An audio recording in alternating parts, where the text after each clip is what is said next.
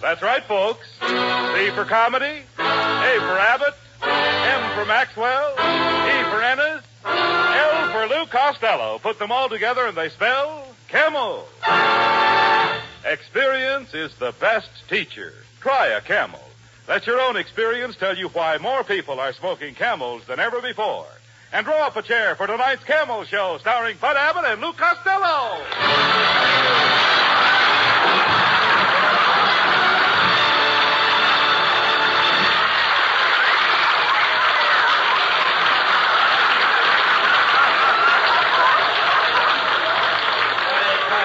Costello, come here.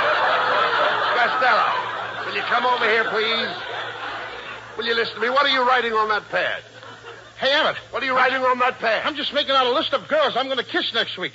Here's who I got picked out. Lizzie Schwartz, Maggie Mugglemeyer, Tessie Tinfoil, Lana Turner. Now, wait a minute. No. Lana Turner wouldn't kiss you. Oh, no? Oh, no. Then I'll scratch her off my list. I love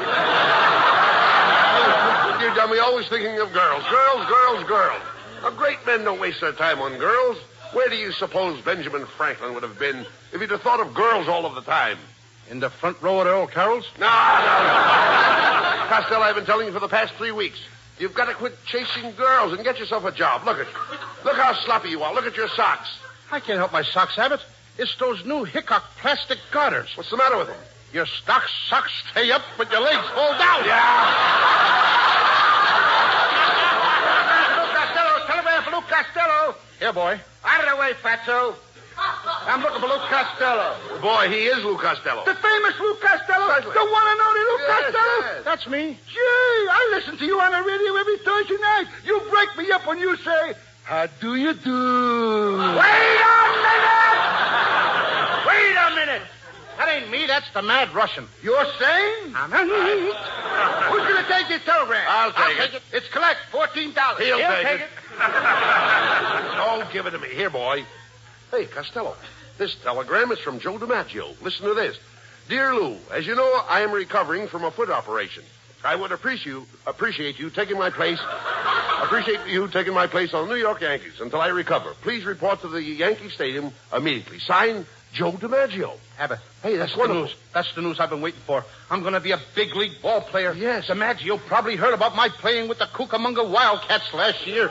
You were a ball player? I don't believe it, Costello. You know nothing about ball. Oh, no, I eat baseball. I live baseball. All night when I'm asleep, I dream about baseball. Don't you ever dream about girls? What, and miss my turn up at bat? Oh! What's the matter with you? Yes. And another thing, Abbott. What page are you on? Never mind what page you're on. And another thing, Abbott. Not only that, in Paterson, New Jersey, I worked out with a baseball team. I used to stay out till 4 o'clock in the morning. Why did you stay out till 4 o'clock in the morning? This was a girls' baseball team. Costello, if you're going to play with the New York Yankees, you really have to know something about big league baseball, Lou. I know all about baseball. All right, suppose there's a left-handed pitcher pitching. What do? I put in a right-handed batter. Now, suppose there's a right-handed pitcher pitching. I put in a left-handed batter. But now I trick you. I take out the right-handed pitcher and put in a left-handed pitcher. Then I double-cross you. I take out my left-handed batter and put in a right-handed batter. Now, wait a minute. Where are you getting all those right-handed batters? The same place where you're getting all those left-handed pitchers. Oh. Hello, Bud. Hello, Louis, honey. It's Marilyn Maxwell.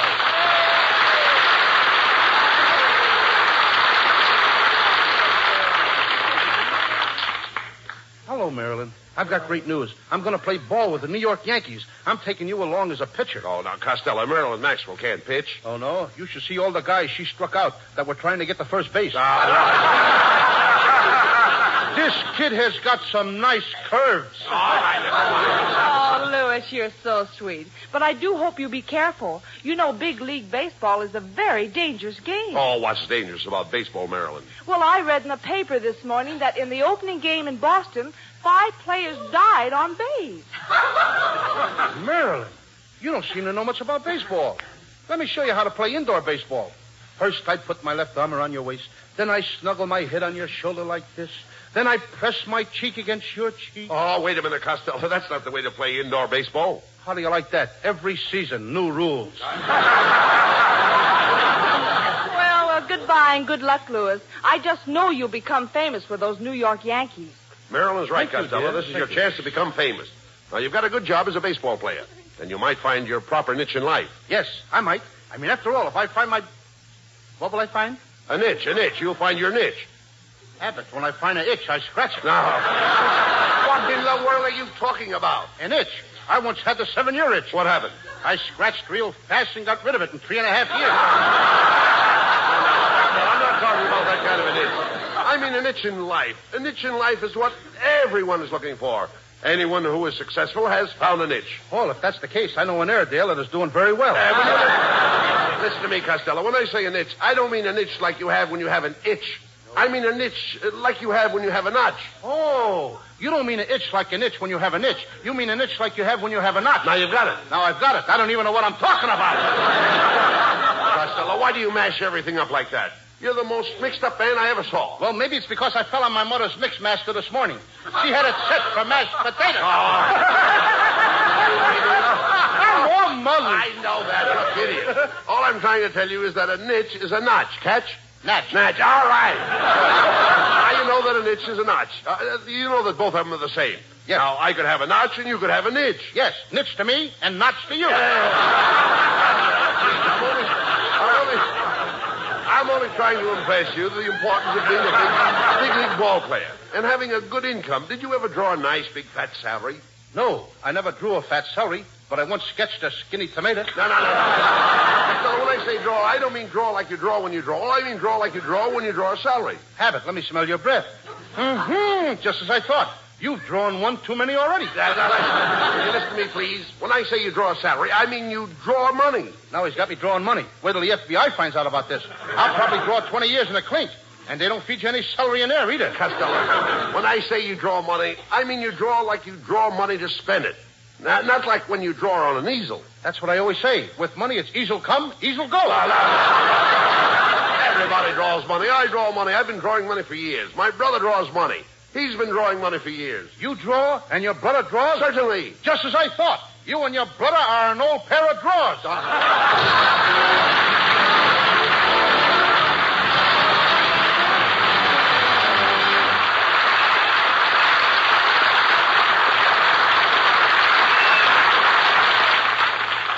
Experience is the best teacher. It happened shortly after the end of the war. 2 cigarettes glow in the dusk on the veranda of a country house as a man and woman are chatting. The woman remarks, Robert, you've changed your cigarette brand. This is a Camel. I can tell without even looking. Yes, I have changed my brand. You know how we smoked whatever cigarettes we could get during the war? Don't I? Yes, I must have tried all the brands during that shortage. That's when I found I liked Camel's best. And weren't you right? Yes, experience is the best teacher. During the wartime shortage, people smoked whatever cigarettes they could get. It was this experience that taught millions the differences in cigarette quality. As smokers tried cigarette after cigarette on their T-zones, that's T for taste and T for throat, it was Camel's rich, full flavor and cool mildness that stood out from all the others. The result? Today, more people smoke Camels than ever before. Experience is the best teacher.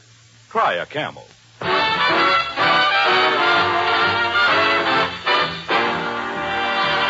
And while you light up a Camel, here's Skinny Ennis with Linda. When I go to sleep, I never count sheep. I count all the charms about Linda. Lately it seems, in all of my dreams, I walk with my arms about Linda. But what good does it do me? For Linda doesn't know I exist. Can't help feeling gloomy. Think of all the loving I've missed. We pass on the street, my heart skips a beat. I say to myself, hello, Linda. If only she'd smile, I'd stop her a while, and then I would get to know Linda. But miracles still happen, and when my lucky star begins to shine, with one lucky break, I'll make Linda mine.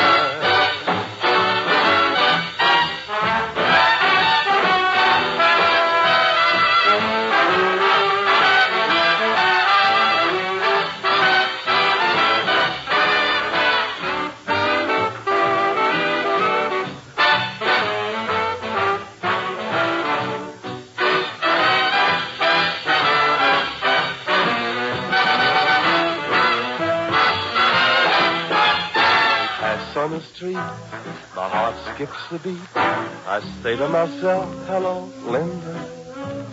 If only she'd smile, I'd stop her a while, and then I would get to know Linda. But miracles still happen, and when my lucky star begins to shine, with one lucky break, I'll make Linda mine.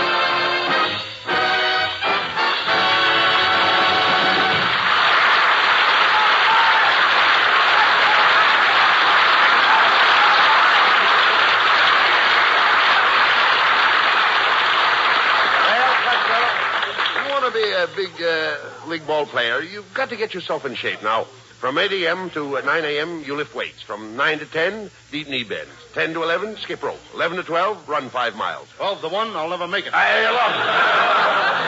You idiot, you'll never be a ball player. Staying up late and going to nightclubs, eating rich food, running around with beautiful girls. Do you know what can happen to you? Yes, I can become manager of the Brooklyn Dodgers.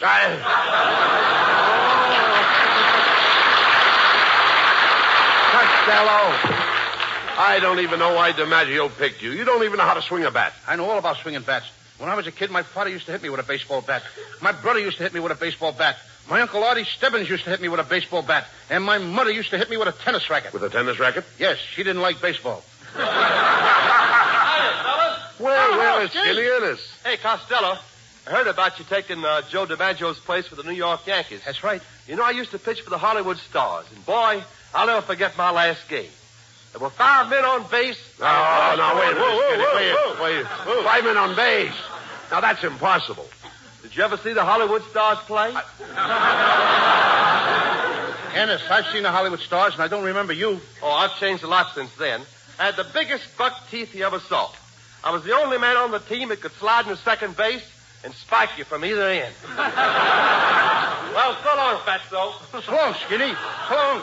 Hey, you know that Skinny would make an ugly skeleton? All right. Now, don't waste time with him. Now, you've got to get ready for the opening game. Yes, I think we're going to play the Cleveland Indians. Cleveland Indians, eh? Uh-huh. Feller pitching? Certainly there's a feller pitching. Who do you think they'd use, a girl? Oh, I know they don't use a girl. I said feller pitching. What feller? Feller with the Cleveland Indians. Look, Abbott, there's 9 guys on the Cleveland team. Now, which feller are you talking about? Feller that pitches. There is only one feller with Cleveland. You mean 9 Yankees are going to play against one feller? That's right. You mean there's no fellas in the outfield? No. And there's no fellas in the infield? No, Cleveland only has one feller. Well, this fella must be pretty good if he don't need any other players but himself. Look, all the players will be out there helping him. You just said there was only one feller on the team. That's right. Then where did all them other fellers come from? Oh, you idiot. When I say there's only one feller on the team, I mean there is only one feller that pitches. Well, Abbott, when the manager of the team wants this pitcher, what does he call him? Feller. You mean he just hollers, hey, feller! And this guy knows that they mean him? That's right. His name is Feller, Bob Feller. And when I say there is only one feller on the team that pitches, that's it. And the feller that pitches is Feller. There's only the other fellers on the team, but there's only one feller. Boy, are you mixed up. Oh, you mean the feller that pitches is Feller. And there's other fellas on the team, but they're not fellers? Now you grasp it. Yes, I grasp it, but it keeps slipping out of my hand. Let's go into this sporting goods store and get your baseball equipment. I want you to look right for the opening game. Now, go ahead and ask that lady there where they keep the baseball uniform. Pardon me, miss. Well, if it isn't Mr. Abbott. Hello. And Mr. Costello. Hello. You fat little mon, you. What are you doing in the sporting goods store, miss? Oh, I just stopped in to get a gift for my nephew. I'm buying him a Bars ball. Bars ball? Abbott, you know what a Bars ball is. That's what the poocher throws to the coocher. And the booter tries to boot a home run.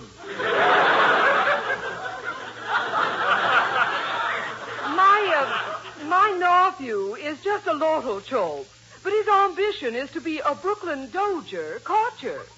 Well, if he's only a little guy, why don't he join the Detroit Tougers and be a short stoop? Well,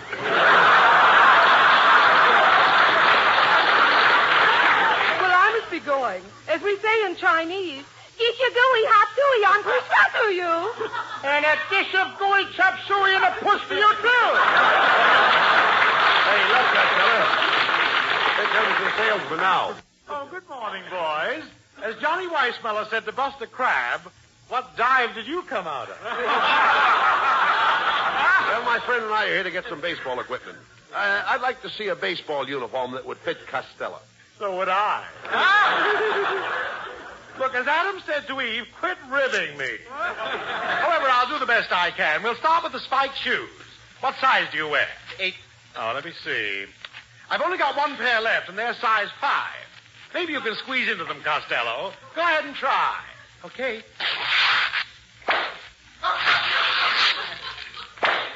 What do you know? Open-toed baseball shoes. Now for the uniform. My, you're certainly a pudgy little rascal, aren't you? Mm-hmm. Aren't you overweight? I'm about 120 pounds overweight, but I'm going back to my normal weight. Yes, what's normal? 60 pounds overweight. Costello, you should really go on a diet. Yeah, of course you know what a diet is, don't you? Oh, sure. That's where you can eat all you want of everything you don't like. Young man, if you really want to reduce, why don't you exercise with a couple of dumbbells? Okay, I'm ready whenever you and Abbott are. All right. Cut that out. Oh, we've got to get your baseball equipment. Mister, do you have any bats? Oh, certainly. Here's a fine bat. Autographed by Slaughter of the Cardinals. This bat was made for Slaughter. Ain't you got one that was made for baseball? When he says Slaughter, he means Slaughter, the baseball player. Slaughter, the baseball player? With that bat, you could slaughter anybody. No, Costello. I'm talking about Slaughter. Everybody knows Slaughter. He knows Slaughter. Well, maybe he knows Slaughter, but I don't know him. You idiot. Everybody knows Slaughter, the baseball player. Slaughter is the man's last name. What's his first name? He knows. Now, there's a clever guy. He knows his first name. Oh, forget about the bat. Look, mister, do you have a baseball cap that will fit Costello's head? What size pencil sharpener does he wear? Oh, a baseball cap. Oh, yes, here's a dandy. This is the kind fella wears. What fella? The fella with the Cleveland Indians. There's 9 players with the Cleveland Indians. Which fella are you talking about? Oh, young man, when I say fella with the Cleveland Indians, I am only referring to one fella. The fellow that pitches for the Cleveland Indians. When you say the fellow with the Cleveland Indians, you're only referring to one fella. The fellow that pitches for the Cleveland Indians. Yes. As Orville said to Wilbur, you're right. How do you like that? Now they're doing our routines in sporting goods stores. Oh, forget about him, Costello. Hey, wait a minute. I've got an idea. Mrs. Wetwash's late husband used to be a big league ball player. Now, he was a home run king, in other words. Now, maybe she'll give you one of his bats for good luck. Let's go over to her house and ask her. Oh, okay. I'll go right over now, huh? You're right, Abbott. As John Adams said to Henry Wadsworth Longfellow. How do you like that? I forgot what John Adams said to Henry Wadsworth Longfellow.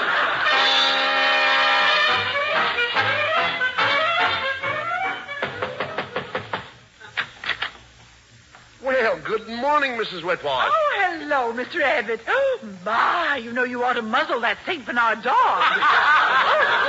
Oh, pardon me, it's Costello.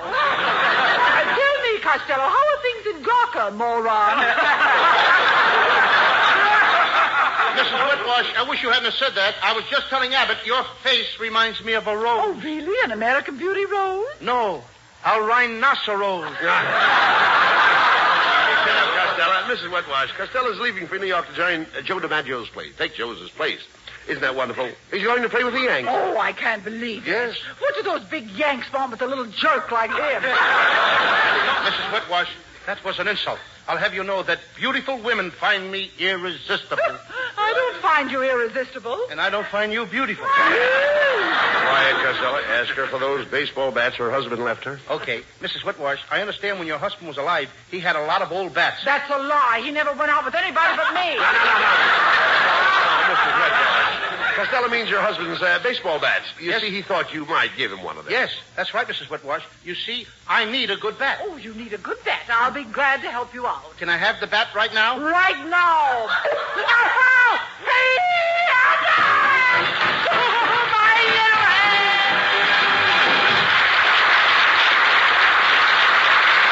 Presents lovely Marilyn Maxwell for Metro-Goldwyn-Mayer, producers of The Sea of Grass.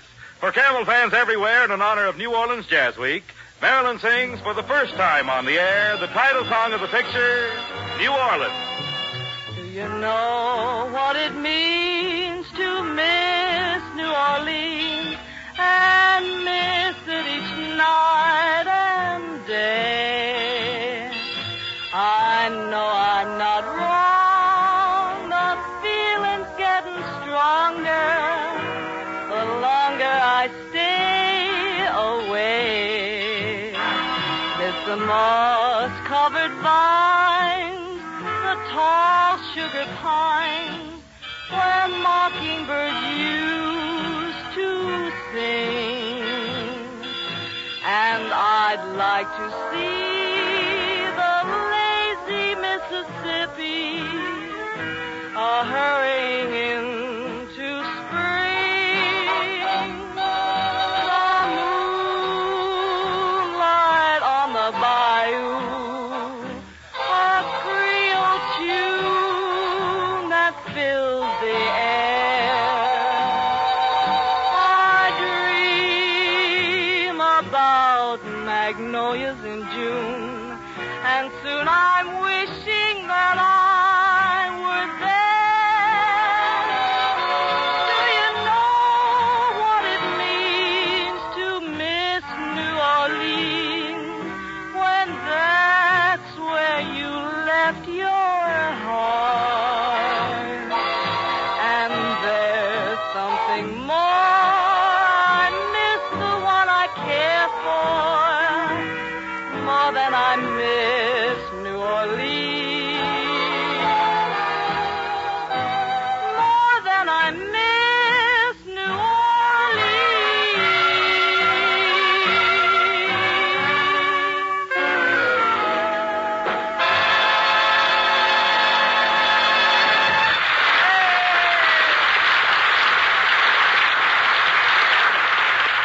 According to a recent nationwide survey, more doctors smoke Camels than any other cigarette. 3 leading independent research organizations asked this question of 113,597 doctors. What cigarette do you smoke, doctor? The brand named most was Camel. Now, you probably enjoy rich, full flavor and cool mildness in a cigarette just as much as doctors do. And that's why, if you're not a Camel smoker now, try a Camel on your T-zone. That's T for taste and T for throat. Your true proving ground for any cigarette. See if Camel's rich flavor of superbly blended choice tobaccos isn't extra delightful to your taste. See if Camel's cool mildness isn't in harmony with your throat. See if you, too, don't say, Camels suit my T-zone to a T.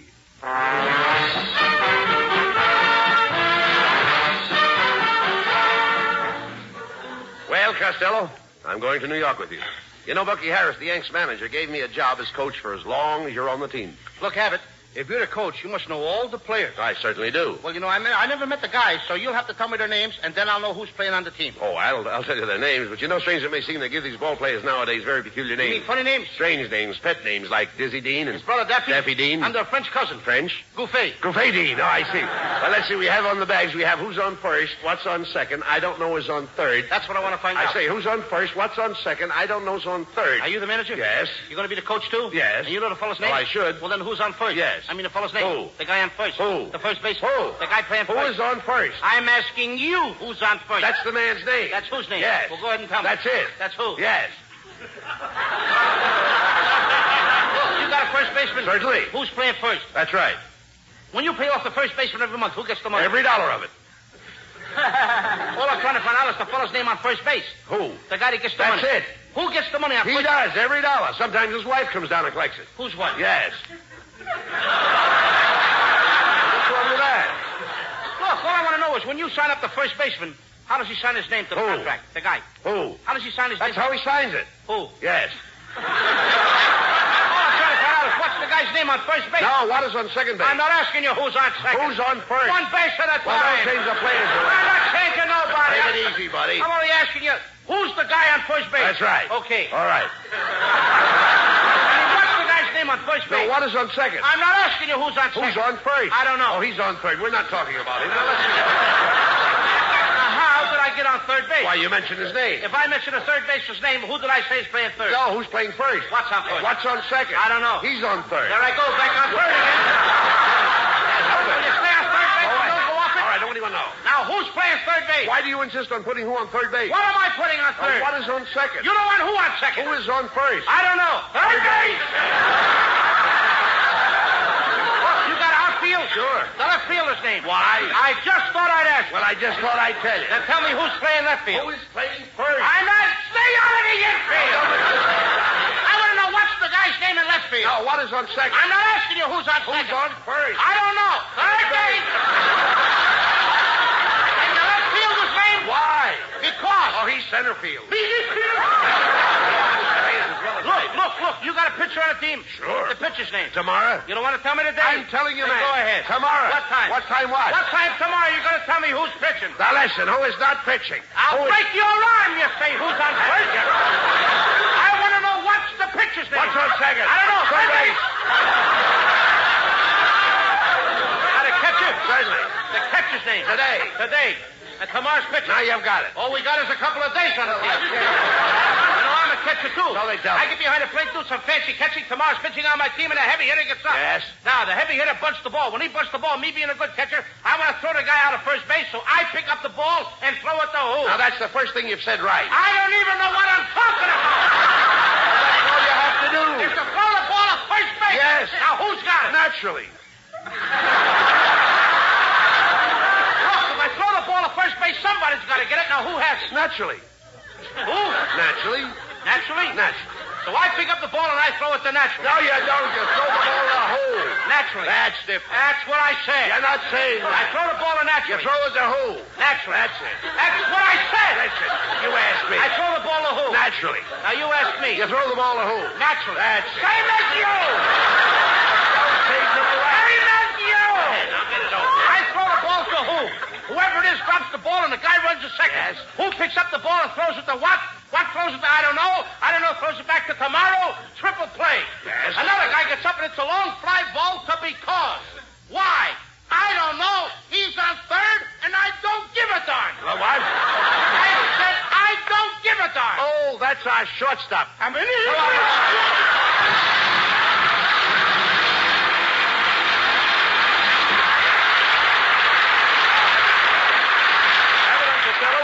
Just a moment for Camel cigarettes.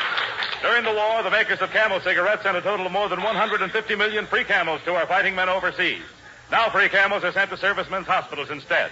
This week, the Camels go to Veterans Hospital, Fort Lyon, Colorado, USAF Station Hospital, Davis-Monthan Field, Tucson, Arizona, U.S. Naval Hospital, Quantico, Virginia, U.S. Marine Hospital, Baltimore, Maryland, and Veterans Hospital, Palo Alto, California.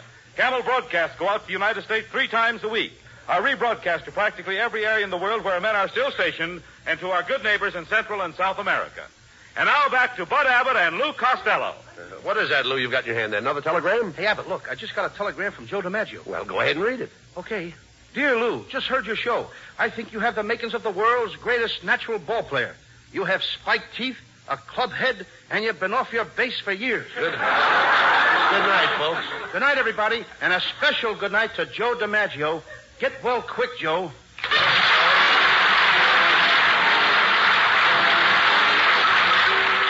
Listen to Abbott and Costello again next Thursday night when Costello is going to build himself a new prefabricated house.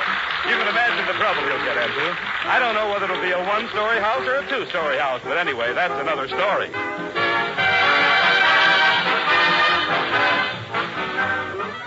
Prince Albert Pipe Appeal. They're one and the same thing. Any tobacco burns, makes smoke, but where else can you find the tobacco that has the pipe appeal of Prince Albert? The coolness, mildness, the rich, full flavor. Prince Albert is specially treated to ensure against tongue bite. Crim cut to smoke slow and cool. So pack your pipe with mellow, rich PA. Enjoy Pipe Appeal with Prince Albert. And while we're speaking of enjoying yourself, be sure to tune in on Grand Ole Opry on NBC Saturday night. You all know and love the songs of America, but this week you have something extra special in store for you. Red Foley and his guests, Ernest Tubb and Roy Acuff. Grand Ole Opry Saturday night on NBC. Be sure to tune in next week for another great Abbott and Costello show brought to you by Camel Cigarettes. And remember, experience is the best teacher. Try a Camel. Let your own experience tell you why more people are smoking Camels than ever before. C-A-M-E-L-S.